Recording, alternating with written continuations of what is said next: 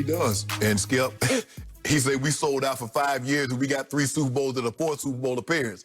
I know teams that'll sell out 5 years to get 1 Super Bowl appearance or 1 Super Bowl title, let alone 3 and 4 appearances. Skip, and that's what, but Coach Belichick, you're in charge of this now. So when you release Tom Brady and you've given him a signing bonus, you have to understand that money's going to get accelerated in the dead cap space. You look at Stephen Gostkowski, Skip. He had years left on his contract. They released him. They also released Antonio Brown. They had a league high, what, 8, 10 opt-outs? That's, Skip, that's money. 8. They had 8 opt-outs, Skip. But only 3 really matter. They're the starters. Yeah. And so that's, Hightower was what, $10, $11 million? Chung is money. All that money is going against your cap, even though they're not playing. You got $26 million in dead cap with 3 guys that's no longer on your roster. 2 of those guys are in Tampa now. Gostkowski is in Tennessee. So, Skip, look, we all understand that. Normally what happens is teams like to go for it, especially if they have a rookie quarterback, kind of like what Kansas City did. But that balloon payment, we talk about this, Skip, the housing market, that balloon payment is going to come due. We saw the Rams go for it, Skip, and they ended up having to release Todd Gurley. They released Aqib Talib. They traded Brandon Cooks. Well, they traded Talib to Tampa. They ended up releasing Todd Gurley. Those are sacrifices, but those are good sacrifices. Skip, it's hard for me to believe there isn't 31 other teams that would have done exactly what Coach Belichick. If somebody said, you know what, you're going to win 3 Super Bowls in a 5-year span, but the next couple of years is going to be real lean for you guys. Skip, who turns that down? Jerry Jones will go another decade, Skip, and win 5 games per decade if you give him 1 Super Bowl. If you give Jerry Jones 1 Super Bowl in the next 5 years, he'll say, I'm good. No, you can take me now. Coach Belichick is right. That's not an excuse. He thought they were going to be better defensively, and he says, you know what? We're going to play lights-out defense, and we're going to run the football, and we're going to get away with it. But, Skip, the talent level is not what it was after all these defections, after a lot of these guys left via free agency. So, but Coach Belichick, man, hey, I know a lot of coaches, a lot of teams would trade places with you right now to be 2-5, coming off 3 Super Bowls in a 5-year span. I'll buy that.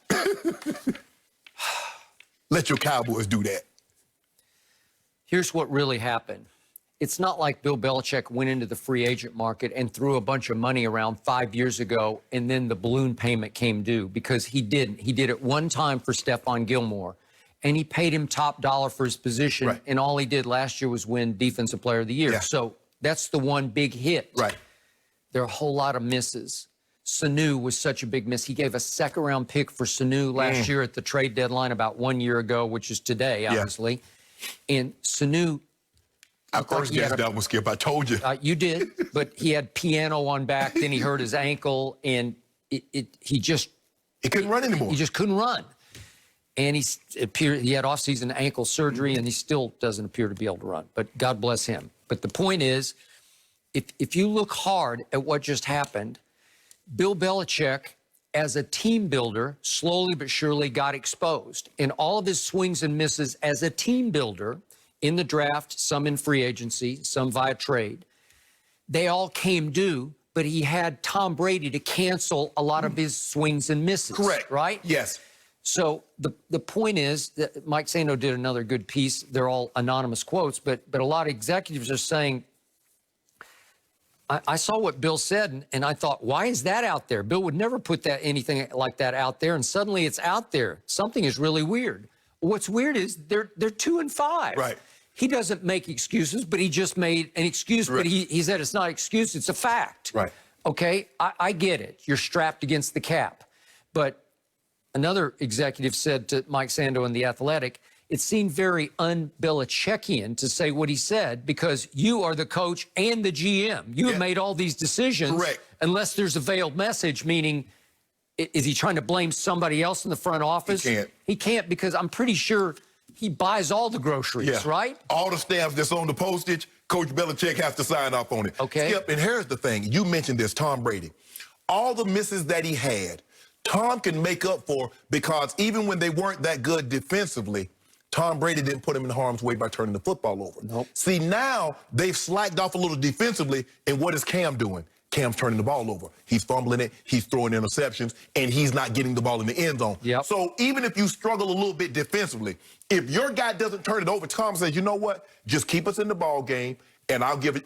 There's a reason why he got 60, Skip, comfort behind victories. That doesn't mean that means that there are a lot of times they were behind, and he brought them back.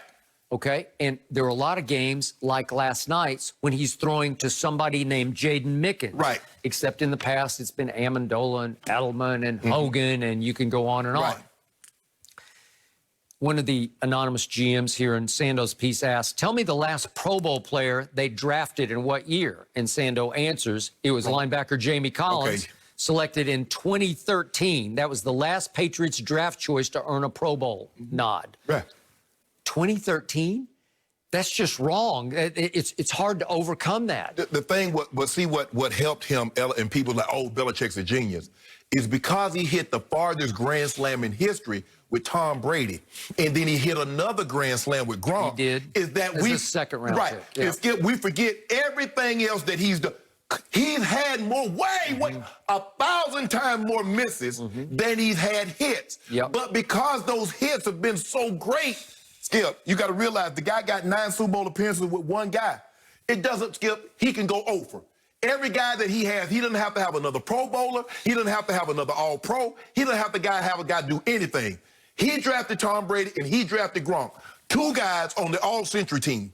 All is forgiven because he has 6 Super Bowl wins and those 2 guys. Skip, this great team builder, He's been taking everybody else's misses and making something out of. That's what he's done mostly, Skip. Yep, I agree. I will give you this. He is an all-time great defensive football coach. Yes. You can argue he's the greatest defensive football coach. It's just a coordinator of his defense because he was always the mastermind behind it. He also enjoys just finding cogs for his system. Not star players.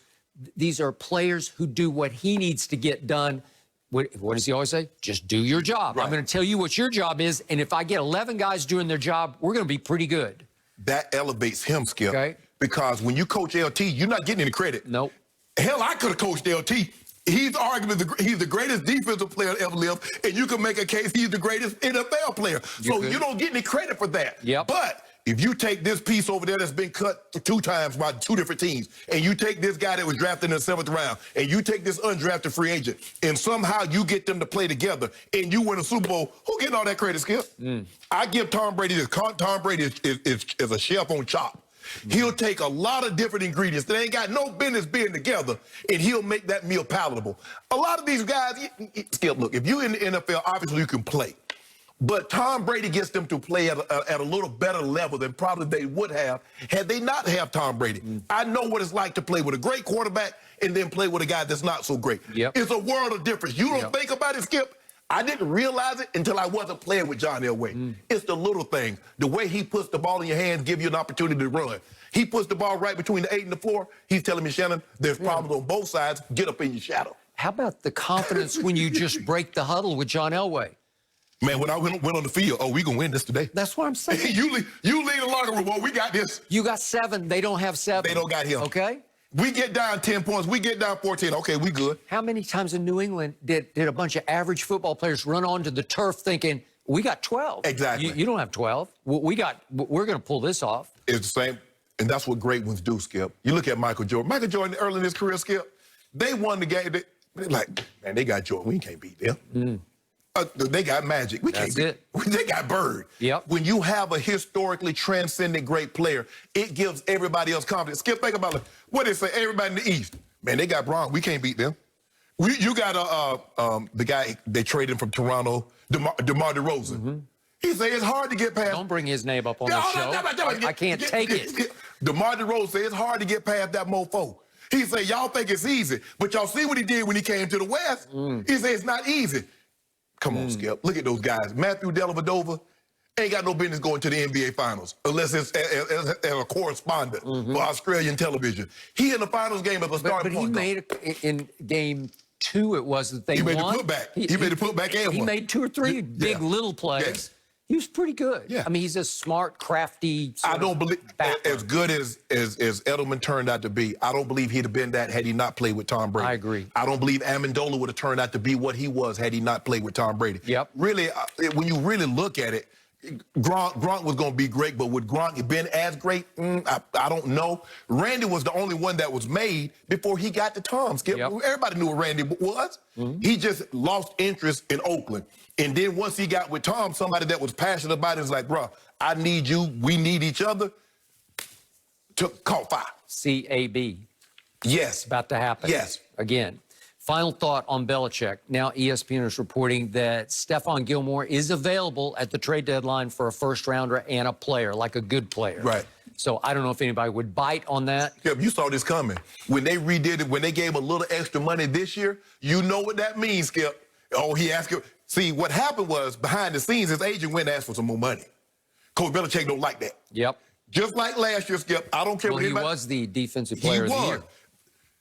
Tom Yee, I think that's Tom's agent. They asked for Bill for some more money. Bill said, "This is what I'm gonna do." Now, that's what my grandma said. "Boy, I'm gonna give you this little piece of money. Now get on out my room." They gave Tom Brady $8 million onto his contract. Coach Belichick said, "Now get on out my office." You know, it was just a matter of time. Skip, he's like, the way Coach Belichick operates, Skip. I done gave you the contract. I gave you the money. Now don't come back in here. And Stephon Gilmore, once I saw they did that, I was telling